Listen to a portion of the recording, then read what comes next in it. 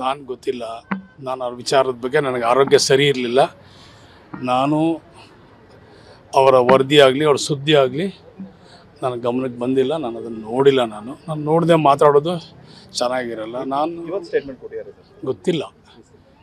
ನಾನು ಈಗ ತಾನೇ ಯಾವುದೋ ಪಂಚಾಯತಿ ಕಟ್ಟಡ ಇವತ್ತು ನೂತನವಾಗಿ ಹೊಸ ಕಟ್ಟಡ ಕಟ್ಟಿದ್ರು ವಿಭೂತಿಕೆರೆ ಪಂಚಾಯತಿನಲ್ಲಿ. ಅದನ್ನು ಉದ್ಘಾಟನೆಗೋಸ್ಕರ ನಾನು ಬಂದಿದ್ದೆ. ನಾನು ವಿನಾಕಾರಣ ನಾನು ನೋಡದೆ ಮಾಡಿದ್ರೆ ನಾನು ಇದು ಮಾಡೋಕ್ಕಾಗಲ್ಲ. ನಾನು ಮೊದಲು ನಿಮಗೆ 2 ಡೇಟು 6, 9 ಅಂತ ಹೇಳಿದ್ದೆ. ಆದರೆ 3ನೇ ಡೇಟ್ ನಾನು ಫೇಲ್ ಆಗಿಕೊಳ್ಳಲ್ಲ.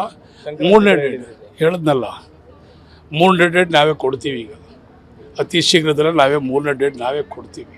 ಅದು ಫೇಲ್ ಆಗು ಕೊಡಲ್ಲ. ಗ್ರೀನ್ ಸಿಗ್ನಲ್ ಕೊಟ್ಟಿದ್ದೇನೋ ಒಂದು ಮಾತನ್ನ ಹೇಳಿದ್ದಾರೆ ಸರ್. ಹೈಕಮಾಂಡ್ ಗ್ರೀನ್ ಸಿಗ್ನಲ್ ಕೊಟ್ಟಿದೆ. ಸರ್ 5 ವರ್ಷ ನಾನು ಹೇಳಿದ್ನಲ್ಲ, ನಾನು 2 ವಾರದಿಂದ ನಾನು ಸೆಷನ್ಗೂ ಹೋಗಿಲ್ಲ.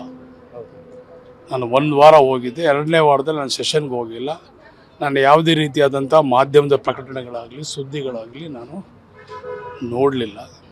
ನನ್ನ ಕಣ್ಣು ಆಪರೇಷನ್ ಆಗಿತ್ತು. ಅದಕ್ಕೋಸ್ಕರ ಇವತ್ತು ಮೈಸೂರಲ್ಲಿ ಕೊಟ್ಟಿದ್ದಾರೆ ಅಂದರೆ 5 ವರ್ಷ ಮುಂದುವರಿತಾರೆ. ಇವೆಲ್ಲ ಕೆಲವೊಂದಿಷ್ಟು ಜನ ಮಾತ್ರ ಹೇಳಿಕೆಗಳನ್ನ ಕೊಡುವಂಥದ್ದು ಅಂತ ಹೇಳಿ ಸ್ವತಃ CM ಅವ್ರ ಮಾತ್ರ ಹೇಳಿರುವಂಥದ್ದು ಸರ್.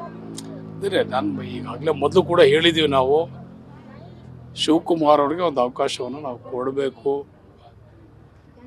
ನ್ಯಾಯಯುತವಾಗಿ ಅವರ ಒಂದು ಸೇವೆ, ಅವರ ಸಂಘಟನೆ, ಅವರ ಹೋರಾಟ, ಪಕ್ಷಕ್ಕೆ ಅವರು ಕೊಟ್ಟಂಥ ಒಂದು ಶಕ್ತಿ ಇದುವರೆಗೂ ಯಾರೂ ಕೂಡ KPSC ಅಧ್ಯಕ್ಷರಾಗಿ ಯಾರೂ ಕೊಡಲಿಲ್ಲ.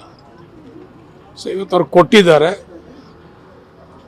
ಸೊ ನಾವೆಲ್ಲರೂ ಕೂಡ ಅವರ ಬೆಂಬಲಕ್ಕೆ ನಿಂತಿದ್ದೀವಿ. ಅವರನ್ನು ನಾವು CM ಆಗಿ ನೋಡಬೇಕು. ಆ ಸ್ಥಾನದಲ್ಲಿ ಅವರು ಉತ್ತಮವಾದಂಥ ಆಡಳಿತವನ್ನು ಕೊಡ್ತಾರೆ ಅಂದ್ಬಿಟ್ಟು ಒಂದು ನಿರೀಕ್ಷೆನ ನಾವು ಇಟ್ಟಿದ್ದೀವಿ. ಅತಿ ಶೀಘ್ರದಲ್ಲಿ ಅವ್ರು ಆಗ್ತಾರೆ ಅಂತ ಹೇಳಬಲ್ಲೆ. ನಾನು 3ನೇ ಡೇಟು ನಾನು ಕೊಡುತ್ತೇನೆ.